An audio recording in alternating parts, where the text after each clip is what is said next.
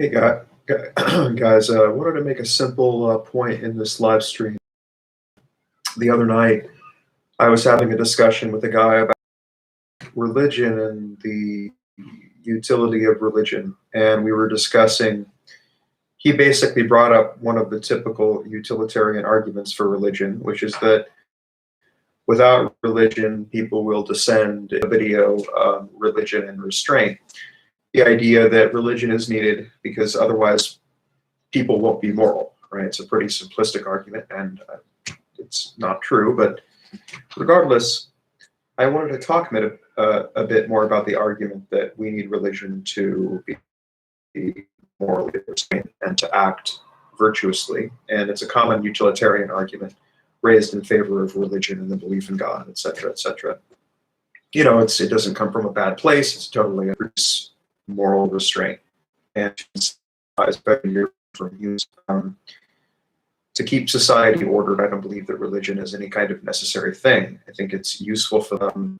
We need religion to keep people moral, right? A better point you could make is we don't need religion to keep people moral. My connection is bad, so I'm going to wait till it's stable.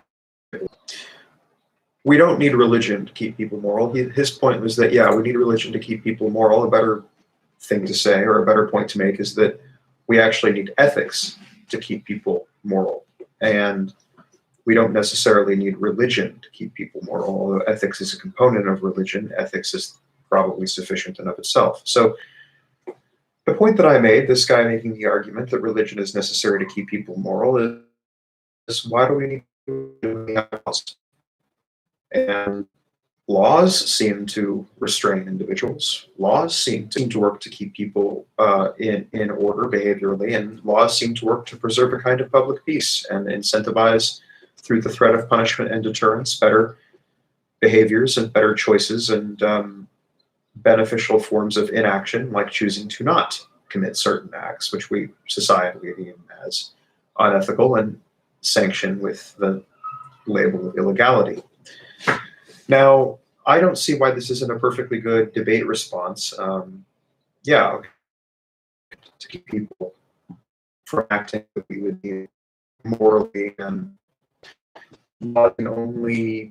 laws are too stabilized.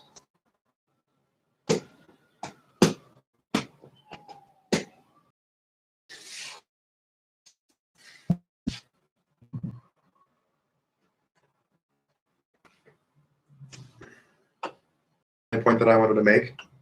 The only argument that could be made on the other side is that, and yeah, the moment I start continuing, the connection collapses. So let's try to fix this because it's annoying.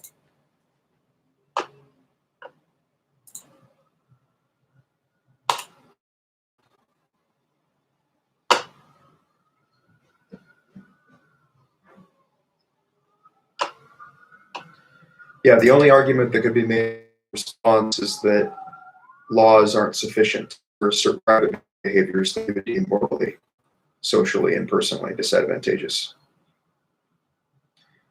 So law is so formal that it can't regulate the private sphere of action. And so what does religion, what socially disadvantageous behaviors does religion prevent in private, the law would not be able to regulate? And that's really the only argument that could be made in response to the point that we only need law to maintain social order and incentivize better behavior rather than needing religion.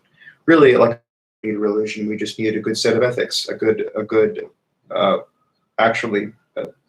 ethical system that actually makes sense and that holds water.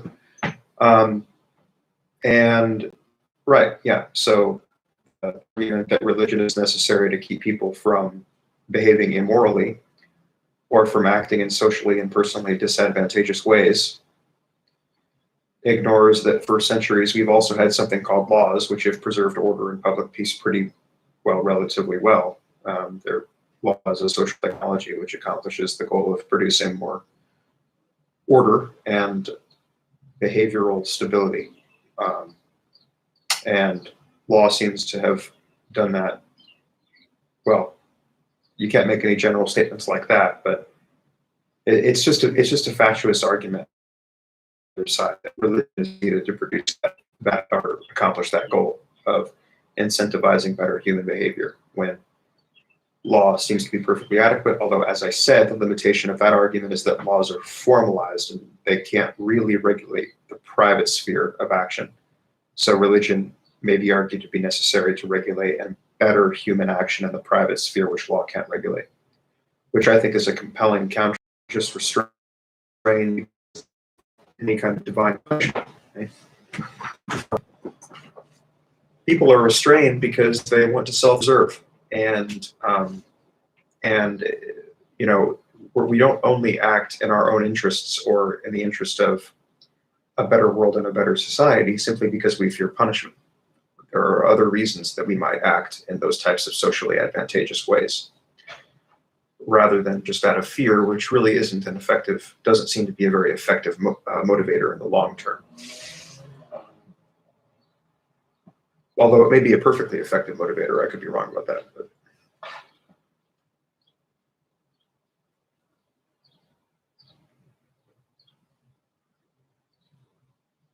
in any case, a certain amount of restraint and delayed gratification and personal responsibility, I mean, all of these things seem to be very useful to the individual and to society.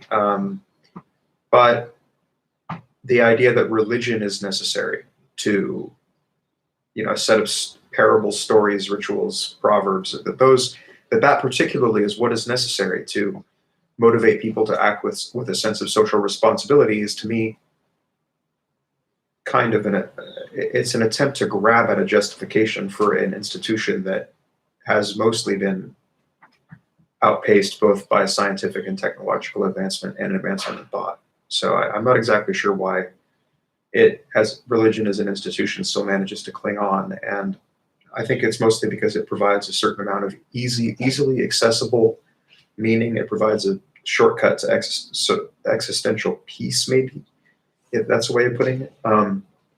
People can derive like a spiritual fix, I guess, from it, and that the need for a spiritual a purpose or something of that sort seems to keep what is essentially a totally outdated institution in business. And I mean, it's calling it a business is actually a funny, well, it's an appropriate term to use in another way, because there's just a ton of con artistry in the church, which through tithing can generate revenue and generate wealth for itself, which doesn't always go to charity. So calling it a business is very,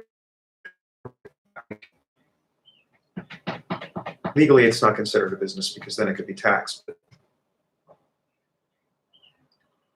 But you'd think that nesting the church as a non-taxable entity violates separation of church and state, being privileged to an institution which otherwise probably should be taxed. I don't see why it shouldn't be taxed. I don't know if nonprofits or charities are taxed. So if they're taxed, why aren't churches taxed, right? You could call it a nonprofit charity organization. If whether nonprofit charities are taxed, why aren't churches taxed? They're nonprofit charities in a sense.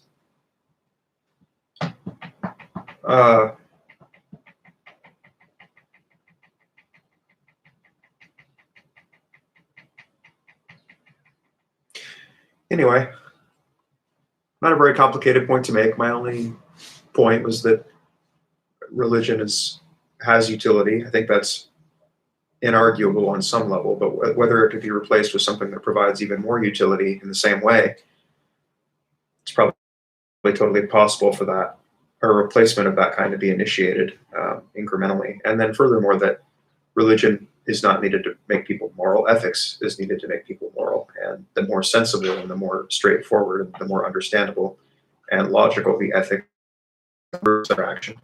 And that furthermore, as a basic debate response, religion is not needed to restrain and keep people morally restrained from committing socially disadvantageous acts. Laws for centuries have provided the same benefit. So why aren't laws adequate to produce beneficial restraint, even if they can't regulate the private sphere of action. In any case, thank you for watching.